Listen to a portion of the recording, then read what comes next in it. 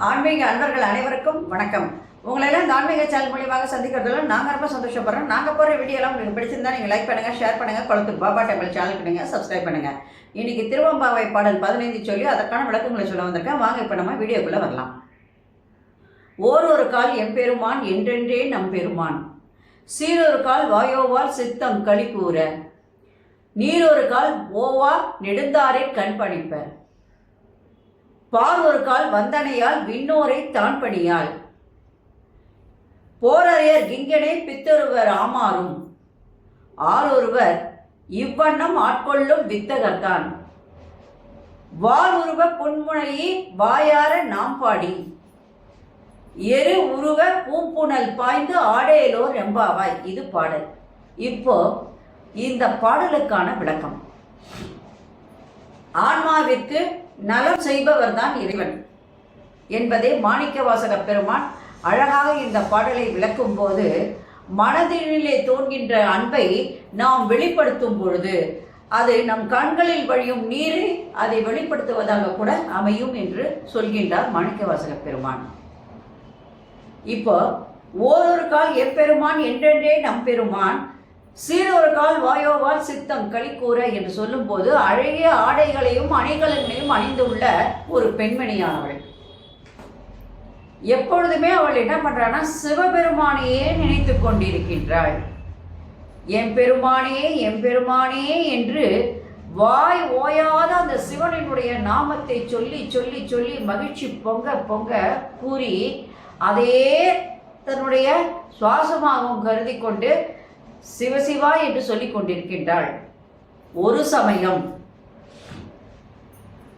அந்த மகாதேவனை வாயார புகழ்ந்து பேசும்போது, அந்த மகாதேவனை அவள் வாயார புகழ்ந்து பேசுகின்றாள்.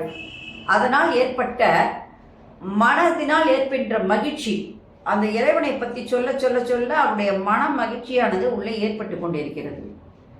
அதனால் ஏற்பட்ட அந்த மன மகிழ்ச்சியால் அவளுடைய கண்கள் அங்கே அருவி போல நீரை சொரிந்து கொண்டிருக்கின்றன என்று சொல்றார். அதனால அவளுடைய கண்கள் அங்கே நீரை சொரிந்து கொண்டிருக்கிறது. ஏன்னா பக்தியால் அவளுடைய மனது தெளிவடைந்து விட்டது. அங்கே அவள் சிவனுடைய ரூபத்தை மட்டுமே அங்கே காண்கின்றாள். அந்த சிவனுடைய ரூபத்தை உள்ளே காணும் போது அதை இங்கே கொண்டு வந்துட்டான். கொண்டு வந்ததுக்கு அப்புறம் அவளுக்கு என்னது, கண்ணில் இருந்து அப்படியே நீர் அருவியாக பொய்து கொண்டே இருக்கிறது. ஏன்னா நெற்றில் இறைவனை பார்த்து விட்டாள், மனதிலோடைய சிவனை கண்டு விட்டாள். அதனால எல்லாரும் சொல்லுவாங்க, கோயிலில் போறவங்க சில பேர் அழுது சாமியை கும்பிடுவாங்க. சில பேர் என்ன பண்ணுவாங்க, கை வணங்கி தலை வணங்கி கும்பிடுறவங்க இருக்காங்க. சில பேர் என்ன பண்ணுவாங்க, நல்லா திட்டுவாங்க, நான் உன்னை நம்பி தானப்பா வந்தேன், இந்த மாதிரி என்னை கை விட்டுட்டியே, நீலாம் ஒரு கடவுளா அப்படின்னு கூட கேட்டு கும்பிட்றவங்களும் இருக்காங்க. அந்த மாதிரி சில பேர் என்ன பண்ணுறாங்கன்னா இந்த பக்தியினுடைய அழுவாங்க. இப்படி ஒரு கஷ்டத்தை எனக்கு கொடுத்துட்டியப்பா, எனக்கு கண் திறக்க மாட்டியா, நீ இருக்கிறன்னு நம்பிக்கையில் தானப்பா நான் இருந்தேன், என்னை இப்படி கைவிட்டுட்டியப்பா இறைவா அப்படின்னு சொல்லி அழறவங்க இருப்பாங்க.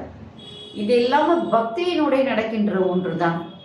அந்த மாதிரி இவள் என்ன பண்ணுறான்னா இவளுடைய மனது தெளிவடைந்து அங்கே இறைவனுடைய உருவத்தை பார்த்து விட்டு நெற்றியிலே தன்னை இழுத்து விட்டா. குழந்தைய சேவனை கொண்டு வந்து இங்கே நிறுத்திட்டா. அதனால அவருடைய கண்களிலிருந்து அங்கே நீரானது சுரந்து வருகிறது. இப்போ நம்ம வெளிநாட்டிலேருந்து ஒருத்தர் வராங்கன்னு சொல்லும்போது நம்ம என்ன பண்ணுவாங்க, சில பேர் பார்த்த உடனே அவங்கள கதறி அழுவாங்க. ரொம்ப நாளைக்கு அப்புறம் அவங்கள பார்க்குறாங்க இல்லையா, அந்த குழந்தைங்கள பார்க்குறாங்க. அப்போ அந்த குழந்தைங்கள வாரி அணைச்சி முத்தமிட்டு கண்களிலிருந்து நீர் கண்ணீராக பெருகும். அப்போ அந்த பையன் கேட்பான், ஏமா அழுகுற அப்படின்னு. ரொம்ப நாளைக்கு அப்புறம் உங்களை குழந்தையும் உன்னையும் பார்க்குறோம் இல்லடா, அப்போது நாங்கள் அது மன மகிழ்ச்சியால் அழுவது. அதே போன்று இவள் இங்கே யாரை கண்டாள் என்றால் சிவனை கண்டாள், சிவனை பார்த்துட்டாள். அதனால மனதினுடைய சிவனை கண்டுவிட்ட காரணத்தினால் அவள் கண்களிலிருந்து நீரானது அங்கே சுரிந்து வருகிறது. அதனால அவள் என்ன பண்றாள், நிலத்தில் அப்படியே விழுந்து வணங்குகின்றாள். அவ அப்படியே கீழே விழுந்து வணங்குகின்றாள். அந்த நிலையிலே தன்னை மறந்து விடுகின்றாள். அந்த இறைவன் ஒண்ணுதான் தனக்கு எல்லாமே அப்படின்னு நினைக்கிறாள். அவள் அந்த பெண்ணானவள் மற்ற தெய்வங்களை அவள் வணங்குவதில்லை, சிவன் ஒருவரை மட்டும்தான் அவள் வணங்குகின்றாள்.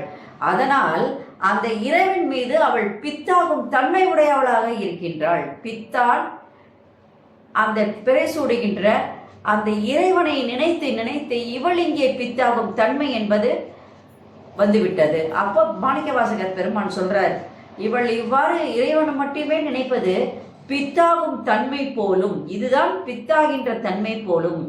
இப்படியாக ஆட்கொள்ளும் அந்த இறைவன் ஒருவன் ஞான வடிவமானவன் அந்த சிவபெருமான். அவரை தான் என்ன பண்ணணும்? இப்போ நம்ம வாயார பாடி மனமாற நினைந்து இந்த கலப்பை வடிவில் உள்ள நீரில் நீராடி நாம் பணிவோம். தோழின்னு சொன்னார். யாரை தோழின்னு சொன்னார்னா அந்த பக்தி உள்ள அந்த பெண்ணை சொன்னார் தோழின்னு. அந்த தோழியை ஆட்கொண்ட அந்த எம்பெருமான் நம்மையும் அவ்வாறே ஆட்கொள்ள வேண்டும் என்று கேட்டுக்கொள்ளுகின்றார். அவரை எப்படி ஆட்கொண்டாயோ அது போலவே எங்களையும் நீங்கள் என்ன பண்ண வேண்டும்? ஆட்கொள்ள வேண்டும் இறைவா என்று இறைவனை மன்றாடி கேட்பதாக அமைந்துள்ள பாடல் இது. அதனால ஆன்மாவிற்கு நலம் செய்பவர் இறைவன் என்பதை நாம் புரிந்து கொள்வதற்காக இந்த பாடலை அழகாக எடுத்து கூறி இருக்கின்றார் இறைவன். அதனால் பக்தியாலையும் நமக்கு துன்பத்தில் தான் தண்ணி கண்ணிலிருந்து நீர் வரும்னு சொல்ல முடியாது, இன்பத்திலையும் கண்ணிலிருந்து கண்ணீர் வரும் அப்படின்றத நம்ம புரிஞ்சுக்கணும். அப்படின்றதுக்கு இந்த பாடல் ஒரு நல்ல எடுத்துக்காட்டாக அமைகிறது. நன்றி, வணக்கம். இந்த வீடியோ உங்களுக்கு பிடிச்சிருந்தா நீங்கள் லைக் பண்ணுங்கள், ஷேர் பண்ணுங்கள், குளத்தூர் பாபா டெம்பிள் சேனலுக்கு நீங்கள் சப்ஸ்கிரைப் பண்ணுங்கள். நாளைக்கு திருவம்பாவை பாடல் 16 சொல்லி அதற்கான விளக்கங்களை சொல்ல வரேன். நன்றி, வணக்கம். ஓம் Sairam. Subscribe to my channel and please press the bell icon for more videos.